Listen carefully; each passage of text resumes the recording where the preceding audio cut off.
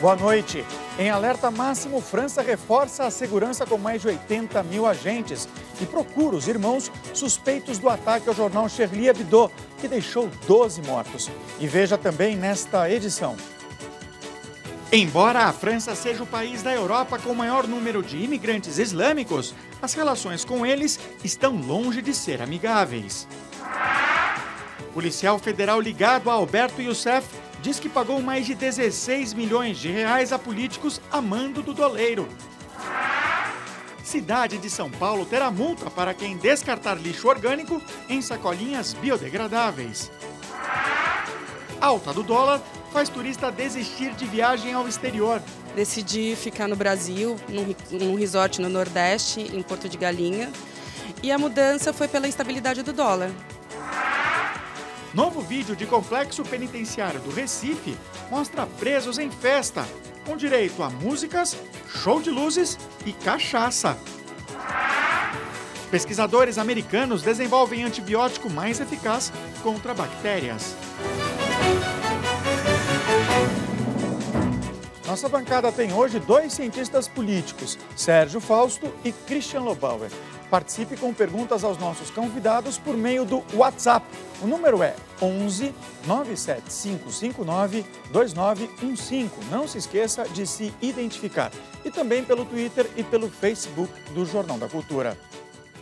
A polícia francesa está à caça dos 2 irmãos suspeitos de terem cometido o ataque à sede do jornal Charlie Hebdo. A França amanheceu em luto.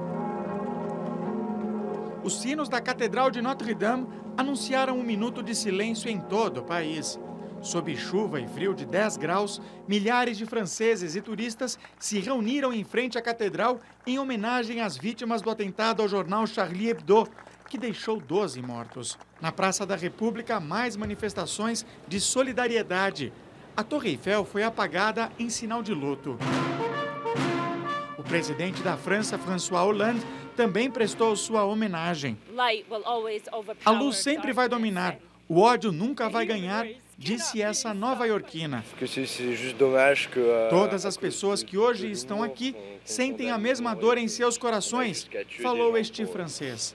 Em meio às manifestações, militares fortemente armados, a França reforçou a segurança com 88 mil homens nas ruas em todo o país. Os irmãos Cherif e Said Kouachi, de 34 e 32 anos, são os suspeitos do crime. A polícia realiza uma mega operação de caça aos 2 numa área de 300 quilômetros quadrados na região da cidade de Crépy-en-Valois, que fica a 60 quilômetros de Paris, onde eles estariam escondidos. Este posto de gasolina, assaltado pelos 2 irmãos durante a fuga, foi isolado pela polícia. Cherif, conhecido como Abu Hissem, estava na mira da polícia desde 2008, quando foi condenado a 3 anos de prisão por pertencer a uma célula de recrutamento de jihadistas. Um terceiro homem se entregou à polícia ontem à noite. Hamid Murad, de 18 anos, suspeito de ter dirigido o carro no qual os 2 atiradores fugiram, se apresentou depois de ver seu nome circulando nas redes sociais. Ele alegou ser inocente. Até agora, 9 pessoas foram presas e mais de 90 ouvidas pela polícia. O alerta de terrorismo, que foi elevado ao nível máximo em Paris ontem, foi estendido hoje para o norte da França. O ministro do Interior, Bernard Cazeneuve, anunciou que uma reunião ministerial internacional contra o terrorismo foi convocada para domingo em Paris. Hoje, o jornal Le Monde divulgou uma foto que mostra o interior da sede do Charlie Hebdo depois do ataque. Na próxima semana, o Charlie Hebdo vai ser publicado e deve ter uma tiragem de 1 milhão de exemplares. A informação foi confirmada por Patrick Pelloux, um dos responsáveis pelas crônicas da publicação. No atentado morreram policiais, jornalistas, o diretor editorial Stéphane Charbonnier e 3 dos mais importantes cartunistas franceses, Georges Wolinski, Jean Cabot e Bernard Veillac, conhecido como Tinu. O Charlie Hebdo é famoso pelas sátiras políticas e religiosas e provocou a ira de radicais islâmicos ao fazer piadas com o profeta Maomé. Testemunhas do atentado disseram que após a matança, um dos terroristas declarou: "Vingamos o profeta". No mundo todo houve manifestações e vigílias em memória das vítimas do atentado. Nos Estados Unidos, as homenagens se espalharam por vários estados. Press freedom, liberté de la presse. Na capital, Washington, cerca de 300 pessoas, incluindo a chefe do Fundo Monetário Internacional, Christine Lagarde, fizeram uma vigília em frente ao Museu da Notícia. O frio congelante não espantou os manifestantes em Nova York, na Union Square. Em São Francisco, na Califórnia, cerca de 2.000 pessoas se concentraram diante do consulado francês. Em Melbourne, na Austrália, a vigília foi no Federation Square. Em Sydney, a multidão segurou velas e cartazes com a frase "Eu sou Charlie". Os gestos de solidariedade se espalharam por Istambul, na Turquia, e Hong Kong, na China. Em Bruxelas, o Parlamento Europeu fez 1 minuto de silêncio. O Parlamento da Itália fez o mesmo. Osservare 1 minuto di silenzio. A Polícia Metropolitana de Londres, a Scotland Yard, se calou por 2 minutos em solidariedade aos franceses mortos. No Vaticano, o Papa Francisco rezou pelas vítimas. La crudeltà della quale è capace l'uomo. E também pelos criminosos envolvidos no atentado. Perché il Signore cambia il suo cuore. Senhores, boa noite. Boa noite. O objetivo do terror é gerar medo na população, né? Ontem os franceses fizeram uma demonstração bastante grande de coragem ao ir espontaneamente para a Praça da República. 100.000 pessoas se reuniram dizendo não a esse tipo de violência. Em contrapartida, o escritor Michel Houellebecq, que foi capa da última edição do Charlie Hebdo, escreveu um livro chamado Submissão, que narrava como seria o mundo, a França dominada pelo Islã, já deixou o país com medo. Os terroristas estão conseguindo cumprir o seu objetivo, na opinião de vocês? Em alguma medida, vamos ser realistas, é evidente que um atentado como este infunde medo, não apenas na população em geral, mas muito particularmente nos profissionais de imprensa. É muito interessante e muito importante a reação da imprensa com o apoio da sociedade nesse momento. Agora, é inevitável que esse temor, em alguma medida, seja internalizado. Tem um efeito, né? Nesse sentido, você pode dizer que o atentado de ontem, ele produziu a consequência pretendida por ele. Há um outro efeito político importante, que é o fato de levar água para o moinho da extrema-direita xenófoba e anti-islâmica na Europa. É curioso observar que já no dia de hoje, a líder do Front National, que é o partido de extrema-direita na França, Marine Le Pen, quebrou um pouco o consenso de agora todos juntos contra a ameaça terrorista. Ela chamou um referendo nacional, né, propôs um referendo nacional determinando pena de morte para este tipo de crime e qualificou a ideia de união nacional nesse momento como uma atitude patética. Evidentemente, ela está tomando uma iniciativa aqui para tirar proveito político da situação criada com o atentado. Nós vamos discutir bastante esse assunto aqui que o Sérgio está trazendo aqui para a nossa reflexão durante o Jornal da Cultura. Mas antes, eu queria te perguntar, Christian, a respeito de algumas manifestações que estão acontecendo nas redes sociais, que foram a tônica do jornal de ontem, que continuam hoje. A Luciana Baruch, por exemplo, pelo WhatsApp, pergunta que se não era desrespeitoso à religião essas charges que foram colocadas, que eram feitas pelo Charlie Hebdo. O Emilson Nunes Costa faz perguntas semelhantes, o Gabriel P., o Bob Juliano Fox, um monte de gente querendo a opinião aqui do jornal a respeito do qual é o limite desse tipo de ação. Eu acho que essa aqui é a pergunta e o debate mais interessante, quer dizer, considerando que o que aconteceu ontem é inaceitável, é bárbaro, é repugnante, e ninguém pode defender uma reação daquele tipo, do lado islâmico contra, nesse caso, o nosso lado cristão ocidental, vamos dizer assim, o fato é que é muito difícil definir até onde vai a minha liberdade e termina e começa a sua, né? Isso para várias outras interpretações, não só na questão religiosa, mas para você viver em sociedade, para você respeitar as diferenças, para você estabelecer os limites da tolerância, há enormes subjetividades. Eu acho que é disso que se trata. Quando a gente vê uma caricatura na mesma revista do Papa cristão com uma camisinha na mão ou coisas do gênero, a gente também, de alguma maneira, na nossa cultura, sente uma certa dificuldade ou um desconforto. Jamais esse desconforto pode se transformar numa ação de violência desse tipo, não deveria de nenhum lado. Mas essa que é a questão, justamente, eu acho que sim, eu entendo que milhões e centenas de milhões de muçulmanos podem se sentir ofendidos e a gente tem que trabalhar como civilização universal para entender todos os lados, porque o que existe no fundo é uma compreensão muito pequena de como funcionam as cabeças dos dois lados do mundo, ou dos 3, ou dos 5, ou dos 25 mil lados do mundo. Né? O Tiago da Hora diz o seguinte: o mesmo jornal fez charges sobre o cristianismo, mas nem por isso vimos atentados como o ocorrido ontem. Agora eu separei um trecho de uma crônica do Luiz Fernando Veríssimo, analisando esse episódio que foi publicada no Globo. Queria trazer para a reflexão de vocês, e também de vocês que estão aí em casa. Não era o Islã o alvo principal do humor do Charlie Hebdo. Era toda a forma de renúncia ao bom senso e ao convívio civilizado representada pelo pensamento totalitário. A irreverência no semanário era, na verdade, reverência pela liberdade, mesmo que extrema. Você concorda, Sérgio? Sim e não. Racionalmente, eu digamos, sustento esse argumento. Tem um lado da minha sensibilidade que diz: alto lá. Qual era o programa do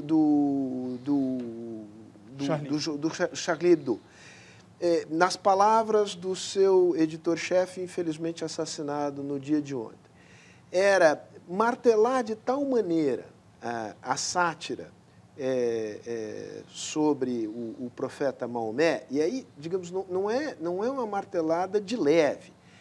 É pesada, é Maomé em cenas sexuais, é Maomé, enfim, exposto em toda a sua humanidade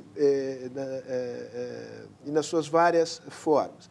De tal modo a tornar Maomé, nas palavras dele, uma figura tão banal quanto Moisés e Jesus. Ora, eu sou agnóstico, então, portanto, eu posso entender perfeitamente o que ele está dizendo.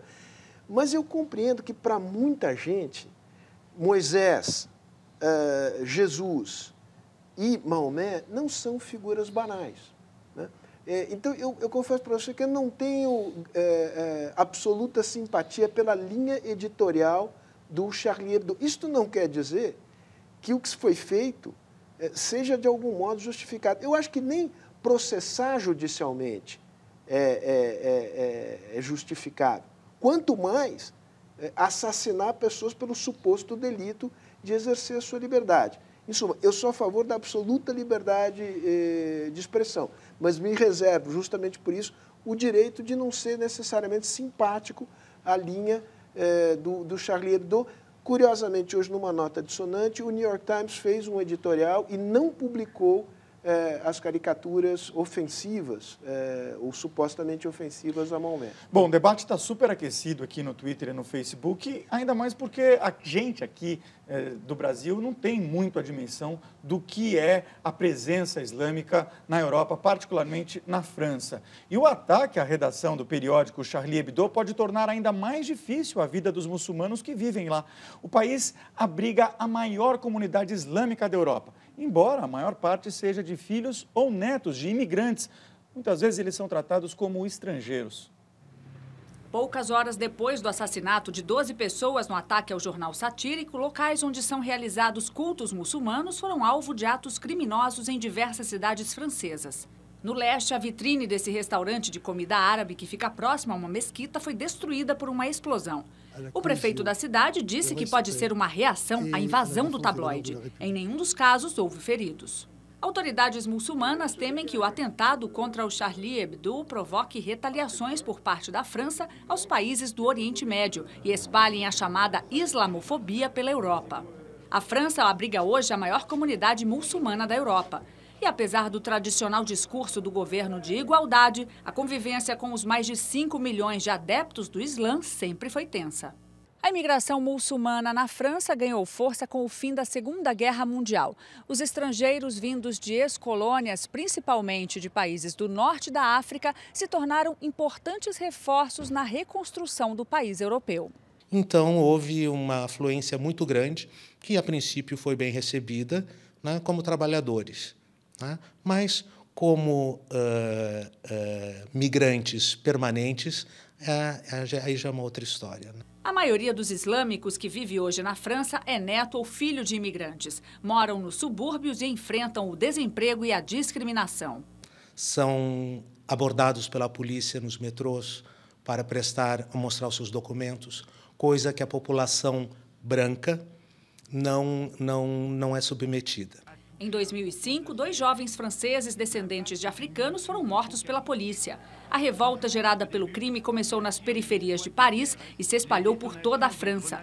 O país decretou estado de emergência e o prejuízo estimado chegou a 200 milhões de dólares. O veto a manifestações religiosas também se tornou um ponto de discórdia. Na França, as mulheres não podem usar véus que cubram o rosto desde 2010 e as orações nas ruas foram proibidas. Para este diretor da Sociedade Islâmica Brasileira, no caso do ataque ao jornal, é preciso evitar o vínculo entre religião e terrorismo. E não julgar o cidadão devido à sua descendência, mas julgar o cidadão conforme o seu comportamento e sua atitude. Olha, o professor Luiz diz que uma piada não pode ser boa só porque quem conta é o dono da mesa. A Deza Kuroshi Chan diz que é xenofobia e o irmão Júnior Santos diz que o Islã é o mal do planeta, segundo ele. Por que se formam, Christian, grupos radicais islâmicos no seio da Europa? Bom, se formam em muitas regiões do mundo, mas eu acho que tem tanto assunto aqui, vamos tentar transformar isso numa coisa interessante. A religião islâmica é a que mais cresce no mundo, tá certo? Pelo menos 1 bilhão e 500 milhões de pessoas no mundo são islâmicas ou adotaram a religião islâmica, e a religião que mais cresce no mundo também na Europa é a religião que mais cresce. Nas populações europeias, é importante dizer que há uma heterogeneidade muito grande no mundo islâmico. Você tem, inclusive dentro da Europa, quem pratica o islamismo, além dos europeus que adotaram a religião islâmica, há muitas comunidades de muitas regiões do mundo, do Marrocos ao Afeganistão, a África Negra Central Islâmica, que migrou para a França, por exemplo, ou para a Itália. Quer dizer, há muitas populações de origens diferentes, etnicamente diferentes, árabes, há turcos, 2,5 milhões de turcos que são muçulmanos na Alemanha e assim por diante. Então não dá para tratar esse assunto de uma maneira assim, como se fosse um grupo homogêneo, da onde se tira um pequeno grupo radical. É uma heterogeneidade muito grande e os grupos se formam assim como se formam os grupos radicais cristãos ou os grupos radicais judaicos nas suas respectivas regiões ou nas suas respectivas culturas. Se formam geralmente por uma opressão que é verificada em grupos como esses na França, que estão nos arredores e nas condições menos favorecidas do desenvolvimento daquele país, e ali os mais radicais encontram uma reação contra a sua condição inferior através da violência. É assim que começa, como qualquer religião e como qualquer ambiente cultural. A religião islâmica seria uma manifestação, um vetor, assim como aconteceu no passado com outras religiões? Tem um dado perturbador. É evidente que há condições sociais muito adversas às populações árabes que moram na Europa, assim como há condições sociais ainda mais adversas às populações árabes que habitam o norte da África e o Oriente Médio. Agora, há algo evidente também que dizer que Islã é igual a terrorismo é uma barbaridade. A vasta maioria dos muçulmanos nada tem a ver com o terrorismo e repudiam. Mas o dado perturbador é que das religiões monoteístas existentes, o Islã é aquela que tem produzido este fenômeno do fanatismo religioso, em que a relação entre o fiel e o infiel passa a ser uma relação em que a destruição do infiel é um ato sagrado, né? E que é morrer nesta guerra santa né? O tema da Guerra Santa hoje é um tema presente no islamismo radical. Não está presente nas outras religiões. No passado pode ter estado presente. Isso, digamos, mereceria um historiador aqui para examinar este fato. Hoje ela está presente no Islã. E isto é um fato perturbador, porque não basta simplesmente dizer o que é óbvio, e é necessário dizer que o Islã não é igual ao terrorismo. O dado perturbador é que hoje o Islã, uma certa leitura do Islã, tem um componente que diferencia o papel da religião do papel que as outras religiões monoteístas têm no mundo de hoje. Me permite só um gancho aqui na relação da pergunta anterior, na afirmação do Veríssimo, um gancho aqui no Sérgio, que foi o seguinte: a afirmação dele eu até concordo com ela, mas ela é muito sofisticada para ficar clara para esse enorme contingente de pessoas desse mundo muçulmano, não radical, inclusive, não radical, claro, que é muito mais, vamos dizer assim... Não é só o mundo muçulmano, o mundo católico brasileiro. Se você mostrar Jesus, como ele disse, transando com outra pessoa, é óbvio que é muito ofensivo. Né? Eu sou a favor do direito da pessoa fazer isso. Ela tem o direito de fazer isso. Agora, ela não pode desconsiderar que isto, para uma vasta maioria das pessoas, é muita arrogância imaginar que isso não seja ofensivo para a grande maioria das pessoas. A seguir, trabalhar em pé é a estratégia das empresas para fazer o funcionário render mais. E o bilionário Bill Gates bebe e prova água tratada a partir do esgoto.